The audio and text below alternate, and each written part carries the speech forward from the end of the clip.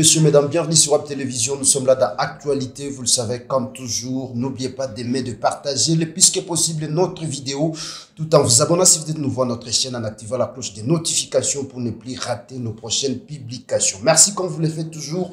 Nous sommes dans Actualité pour vous faire parvenir des informations vérifiées et vérifiables en temps réel. Nous sommes en ligne en direct de la ville de Goma, est de la République démocratique du Congo. Vous le savez, le Nord Kivu toujours en guerre, c'est depuis un temps où nous sommes en train de revenir sur la situation sécuritaire, la guerre entre les rebelles du M23 d'une part, soutenus par Kigali, mais également les jeunes résistants patriotes Ouazalendo qui sont en train de soutenir les forces armées de la République démocratique du Congo.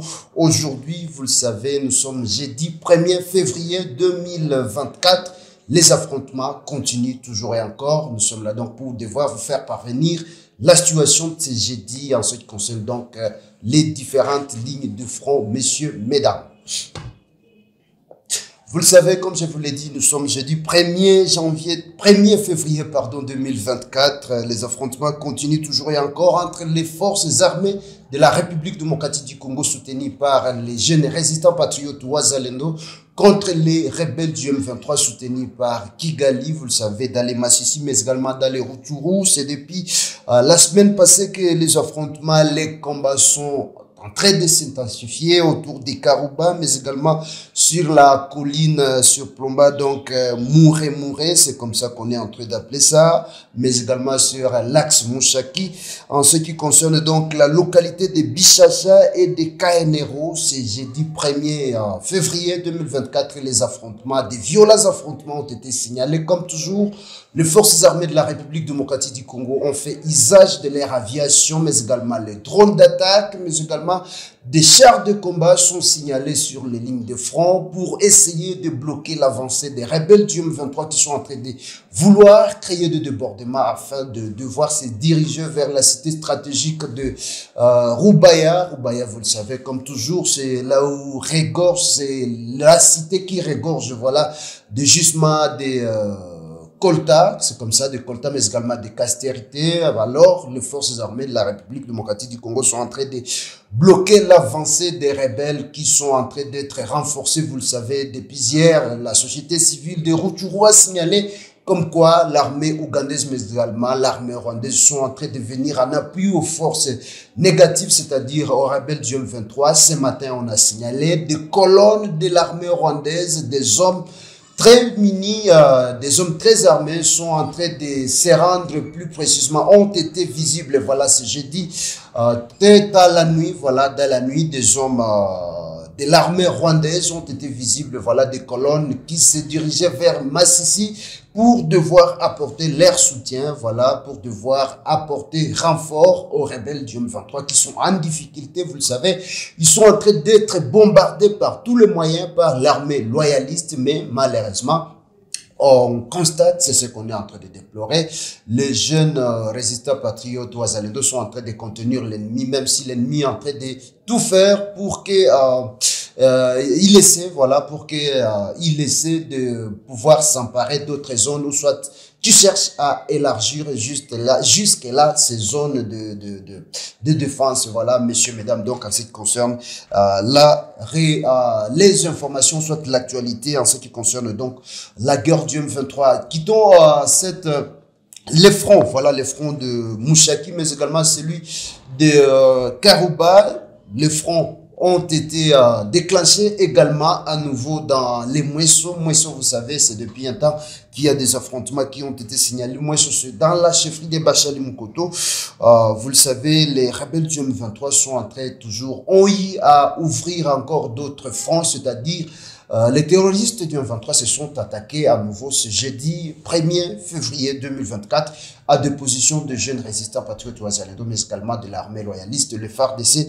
Voilà un peu en ce qui concerne donc la situation générale de ce jeudi 1er février 2024 pour ce qui est de cette guerre du M23, voilà, au sein de l'armée rwandaise, messieurs, mesdames. Et en ce qui concerne toujours ce même chapitre Vous savez, le gouverneur du Nord Kivu venait de prendre des mesures drastiques, c'est-à-dire pour devoir renforcer la sécurité autour de la ville de Goma. Vous le savez, c'est depuis un temps que la ville de Saké est sous pression. Il y a les M23 qui étaient en train de larguer des bombes en désordre, sans contrôle, et ces bombes qui étaient en train de créer des dégâts, vous le savez, des dégâts humains, mais également des dégâts matériels. Alors, comme Saké était la cible de la rébellion du M23, il fallait que l'autorité provinciale puisse devoir alourdir ou soit durcir des mesures de sécurité. Le gouverneur de province, le gouverneur militaire du Nord Kivu, le général-major Peter Chirumwami a pris comme mesure, je cite, « Nous avons pris une mesure d'identifier les nouveaux venus dans la ville. Chaque matin à partir de 10h30,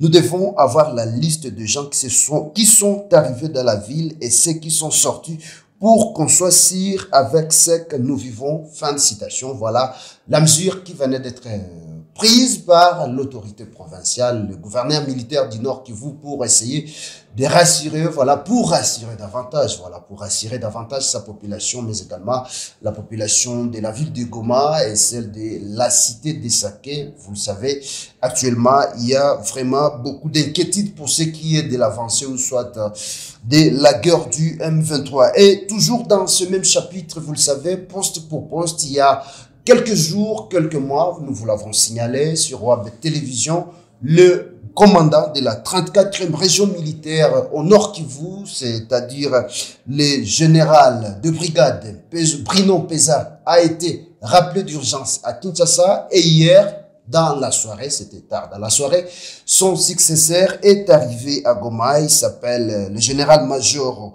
Chora Mabundi. Voilà, Chora Mabundi est arrivé hier à Goma dans la soirée d'hier, donc mercredi, pour devoir remplacer le général Bruno Peza qui a été rappelé à Kinshasa, je signale, par sa hiérarchie, pour devoir donner des explications qui sont du côté stratégique. Messieurs, mesdames, voilà un peu. Donc, vous comprendrez que le général Chora Mabundani est arrivé à Goma pour devoir remplacer son successeur Bruno Peza, et celle-ci devra continuer avec les opérations au Nord Kivu. Vous le savez, la province du Nord Kivu qui est affrontée avec à plusieurs rébellions, entre autres les M23 soutenus par les Rwandais, mais également les ADF qui sont soutenus par l'Ouganda. Messieurs, mesdames, quittons les chapitres sécuritaires pour devoir parler de l'organisation des élections. Vous le savez, il y a la CENI, ça venait de sortir. Aujourd'hui, c'est jeudi 1er janvier 2024. Il y a la CENI qui prévoit donc l'organisation des élections dans des zones sous-occupées. Vous le savez, les territoires de Rutshuru et de Masisi. C'est depuis un temps que les rebelles du M23 sont en train d'élargir leurs zones d'occupation. Alors, la population de ces zones n'a pas pu être enrôlée ou soit participer aux élections, messieurs, mesdames, vous le savez. Alors, la CENI a déjà fait sortir, en fait, les calendriers électoraux en ce qui concerne donc l'enrôlement des électeurs dans des zones en conflit, c'est-à-dire, comme je l'ai dit tantôt, les territoires de Rutshuru et celui de Masisi, mais également Kwamut, vous le savez, ce sont des zones en conflit. Et la CENI a déjà donné son programme qui est prévu du 1er au 20 juillet 2024. Donc, la CENI va devoir procéder à l'enrôlement ou soit l'enregistrement des électeurs dans ces zones en conflit, c'est-à-dire Kwamut, mais également Rutshuru et Masisi. Ça sera du 1er au 20 juillet 2024, alors que le vote est prévu à la date du 5 octobre 2024. Et ça, c'est ce qui ressort du calendrier de la CENI, dont la copie est arrivée à la rédaction de Web Info Télévision. Messieurs, mesdames, voilà un peu ce qu'il y avait à devoir partager avec vous en ce qui concerne donc l'actualité de ce jeudi 1er février 2024. Messieurs, mesdames, si vous venez de nous prendre en cours de diffusion, rappelez-vous, sachez que les affrontements continuent, des violents affrontements continuent d'ailleurs toujours et encore dans les Masisi, mais également dans les Rutshuru, plus précisément à Karouba, mais également à Mweso, mais également à Mushaki. Les rebelles du M23 continuent à faire face, ou soit continuent à défier l'armée loyaliste, mais également les jeunes résistants patriotes ou Azalendo. Mais ces derniers qui continuent à contenir l'avancée de l'ennemi qui est en train de vouloir perturber l'ordre tout en se camouflant, vouloir à tout prix faire les débordements afin de pouvoir occuper la cité stratégique de Roubaïa. Roubaïa, où on trouve des matières premières, entre autres, comme je vous l'ai dit, les castérites, mais également le coltan, messieurs, mesdames. Mais les FARDC, les forces armées de la République démocratique du Congo, sont en train de faire usage de tout ce qu'ils disposent comme arsenal pouvant stopper l'avancée des rebelles du M23 soutenus par Kigali. Mais également, sachez qu'aujourd'hui, toute la nuit c'est mercredi, voilà, de ce mercredi à ce jeudi, il a été signalé, comme depuis hier la semaine passée, voilà, il a été signalé que des militaires rwandais, des colonnes de militaires rwandais ont été visibles sur l'axe Tongo, en train de se rendre sur Massissi pour devoir apporter leur soutien, soit leur renfort, venir à renfort aux rebelles du M23 qui sont en difficulté actuellement dans les Massissi, car au dépend de tout ce qu'ils sont en train de connaître comme énormes pertes, voilà, des pertes énormes, voilà, j'y arrive. En tout cas, c'est ce qu'il faut savoir, messieurs, mesdames. Sachez également que les gouverneurs de province, les gouverneurs militaires du Nord Kivu a pris des mesures sécuritaires en ce qui concerne donc la situation qui est inquiétante, plus précisément dans les Massissi. Alors, le gouverneur de province a eu à prendre des mesures comme quoi toute personne qui devra arriver à Goma ou soit qui devra sortir de la ville de Goma doit être signalé au service compétent, c'est là à 10h30. Donc, tous les rapports doivent déjà être déposés au gouvernorat de province pour que la situation sécuritaire reste toujours d'actualité et contrôlée 24 heures sur 24 heures afin d'éviter donc les infiltrations au sein de la ville de Goma.